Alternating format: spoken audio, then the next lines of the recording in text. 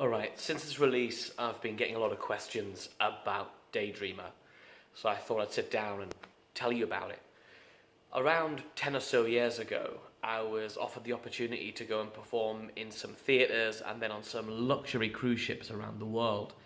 And I thought, to do that, I need to have a really theatrical, really amazing piece of mentalism that would really encapsulate and really define what mentalism is. And I used the platform, the fact that I had to perform on stage in front of people every night in a theatrical context, as my stimulus, as the starting point for coming up with what I wanted to do was put together what is mentalism, what is it to me. And when I was thinking about what would happen if I was really reading people's minds, really reaching into people's minds, influencing them or reading them before they said certain things, what would that look like? And I came up with this vision of somebody sat down in a chair with their eyes closed, imagining things, and I would ask them to focus on particular elements of the scene they're imagining, and then I'd write them down, and the audience would see the things I'd written down only moments before, and then have the person call out what they were thinking of, and they would match. This is something I've seen a couple of other people do, namely Darren Brown, and before him, his idea came from the fantastic Kenton Nepper with both of their works. But I had a few problems with those routines. You see, I didn't like the idea that I would come in with a pile of cards which had apparently stimulus. These pile of cards had words or springboards for people to come up with words and come up with ideas from. I didn't like the idea that I brought those to the party.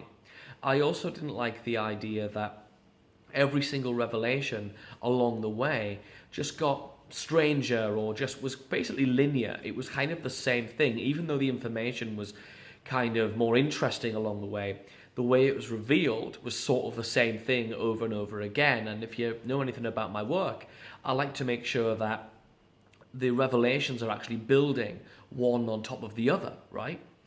And I also like to have it so there is an element of surprise, a severe surprise at the end of the routine, where something that you take for granted, something that otherwise would never happen, happens. And this results in one of the most interesting theatrical moments I've ever created in any of my shows ever, where everything goes horribly, horribly wrong. And this is not a moment where like the magician gets it wrong or magician in trouble. It's genuinely everything goes wrong. You appear to lose complete control over everything that's going on.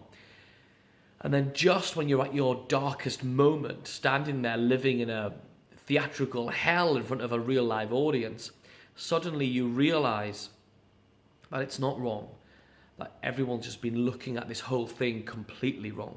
And it's the perception that's been wrong the entire time. Daydreamer is that routine. Daydreamer is the single piece that I created because I wanted everybody to leave defining mind reading as that routine. So when they see me after the show, it's the one thing they talk about, and it is. Pretty much nothing else in my show gets talked about apart from Daydreamer, and you'll see why. I've purposely positioned this as a piece that's only for serious performers. This is not the kind of thing, because of its absolute simplicity in method, it's not revolutionary in method at all. This is something you're very familiar with. But it's the theatrical framing, it's the revelations that make this such a powerful, powerful piece of mentalism that you can perform for groups of quite small groups of just a few, 10, 20 people, all the way up to now I've performed it for groups of a few thousand, and anything in between. And what's nice is you can customize each phase of the routine to fit your group and fit your audience, which has a massive deepening effect on the connection you have with the group that you're performing for. And also in a commercial sense, it allows you to be positioned as a much more professional, almost like a speaker in the mentalism world. So Daydreamer literally is my definition of what mentalism looks like. And for everybody who's seen it already, whether you've seen me performing it over the past 10 or so years, or you've already got a hold of this beautiful piece of work, then you know what I'm talking about when I say this is a defining piece that really changes everything and takes the audience on a real journey of emotion that they genuinely never forget.